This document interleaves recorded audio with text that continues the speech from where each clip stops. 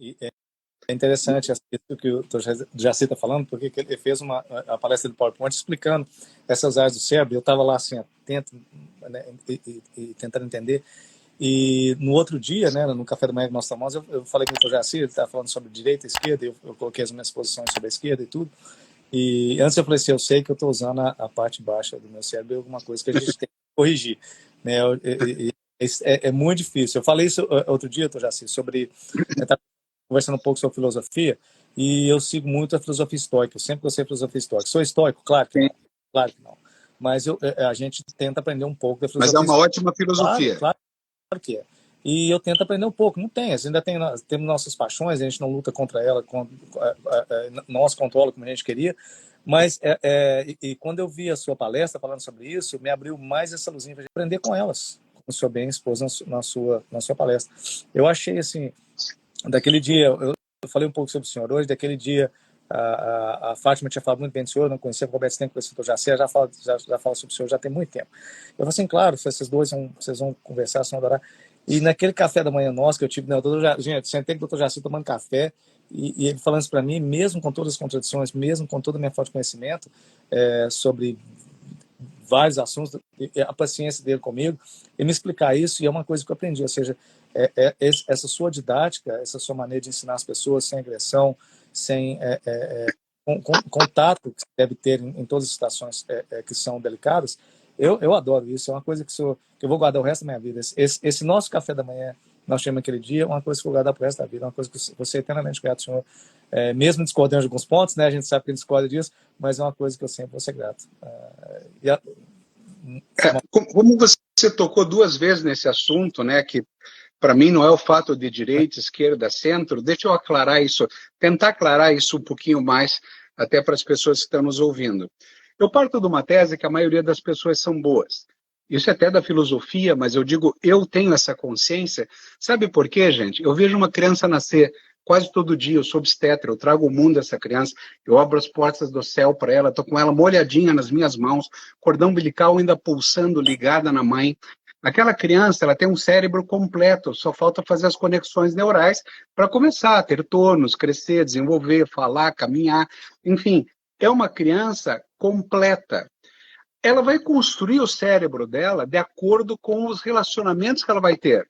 Então, se ela tiver um pai e uma mãe presentes, se ela tiver o leite para ela mamar, se ela tiver as necessidades dela, se ela tiver os limites, se ela tiver uma educação adequada, eu digo que nós temos uma área cerebral que é responsável pela bondade. Existe uma área no cérebro, símbolo córtex anterior, que é responsável pela bondade. Então, nós somos intrinsecamente pessoas boas. O que acontece? Uma criança pode bater na outra porque tira um brinquedo dela. Ela está reagindo porque ela é predominantemente cérebro primitivo. Quando você começa a crescer enquanto criança, começa a se tornar um puber, um adolescente, você começa muitas vezes a reagir à vida porque você não está entendendo direito o que está acontecendo nesse mundo meio louco, meio adulto, com adultos um pouco afastados, que não dão um suporte. Eu até digo que aquele jovem que quebra a porta, quebra a cadeira, que fica bravo, que grita e que sai bravo, e que você leva no psiquiatra, no psicólogo, se o psicólogo for bom, ele fala assim, traga toda a família, porque está havendo um desequilíbrio naquela família. Então, o que eu quero dizer? Se eu estou conseguindo aceitar, se eu consigo aceitar que a maioria das pessoas são boas e que existe um caminho dessa formação da mentalidade, eu preciso acatar essas pessoas e acolher essas pessoas. Agora vamos trazer para o lado político que a gente sempre fala. Existe uma ideologia que carrega os nossos jovens para o outro lado. Os nossos jovens, justamente, eles querem um mundo melhor, eles querem um país melhor, eles querem que as coisas deem certo para o índio, para o negro, para o homossexual.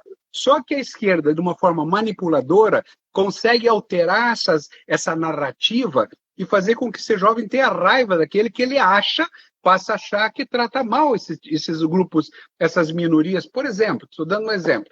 O fato, se nós aceitamos que o jovem é manipulado, eu tenho que aceitar que ele é intrinsecamente bom, mas está sendo manipulado e foi jogado para a esquerda. Muito bem, qual que é o nosso papel? Crescermos o suficiente, sermos luz o suficiente para trazermos de volta esse jovem bom. Então, não quer dizer que uma pessoa de esquerda... Vamos lá fazer um parênteses aqui primeiro.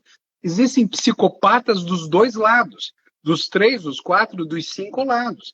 O psicopata você não tem o que fazer. Existem pessoas do mal realmente, mas a maioria do bem. Para quem não sabia aqui, para quem não sabe, o Olavo de Carvalho era comunista.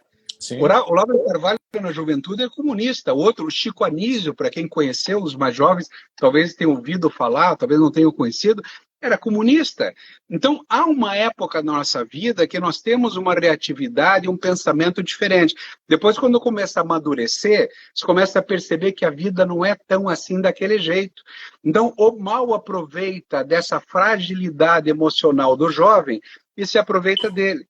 Então, eu digo, o que eu quero dizer e digo nas palestras é que pro mal, ele não está nem aí se você é direita, esquerda, centro, em cima, embaixo, ele quer te usar. Por que, que a mídia usa toda uma manipulação para aquelas pessoas que estão paradas na frente da televisão? Fiquem exatamente pensando o que eles querem que você pense. Então, o que, que eu estou dizendo aqui, insistindo no começo da minha apresentação? Nós estamos com uma população fraca, uma população incapaz de ter um senso crítico, incapaz de poder olhar o que está acontecendo no mundo e reagir de maneira adequada. O que, que o programa Superconsciência Família do Futuro quer fazer e que criou a palestra Superconsciência Brasil?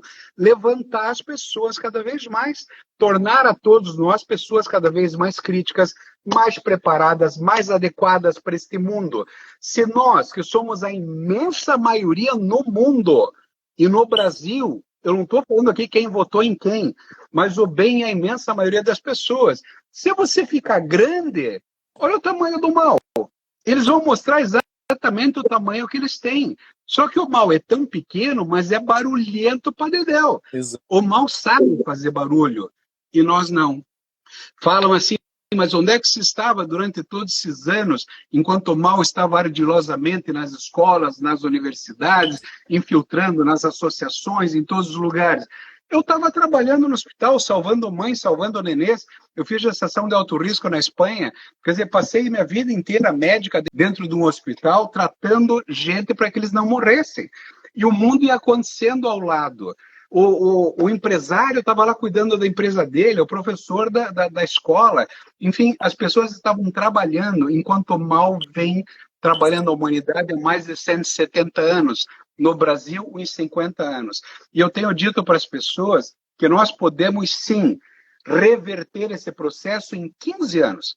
Eu tenho dito que o que o mal fez em 50 anos no Brasil, nós temos capacidade de reverter em 15. Sabe por que eu digo 15? Porque o jovem que está nascendo hoje, a criança, o nenê que está nascendo hoje, daqui 15 anos, ele é um baita do adulto para estar caminhando do teu lado. Isto é, se você levá-lo para caçar com você, caçar e coletar. O jovem precisa ser valorizado. Se nós aprendermos a valorizar o jovem, a levantar o coração dele, fazer ele se sentir útil, amado, respeitado, sabe o que vai acontecer? Ele vai lá botar do teu lado, não vai escutar o professor de sociologia. Ele vai compreender o sistema familiar, porque nós vamos aprender cada vez mais sobre o sistema familiar. Então, isso que nós precisamos fazer. O que nós fizemos? A nossa geração abandonou o jovem. Vai estudar, guri. Você é um guri, vai. O que você vai ser lá quando? É o que vai ser quando? Como nós demos as costas para o jovem, o mal capturou. E isso que tem acontecido até hoje, nós vamos ter que reverter.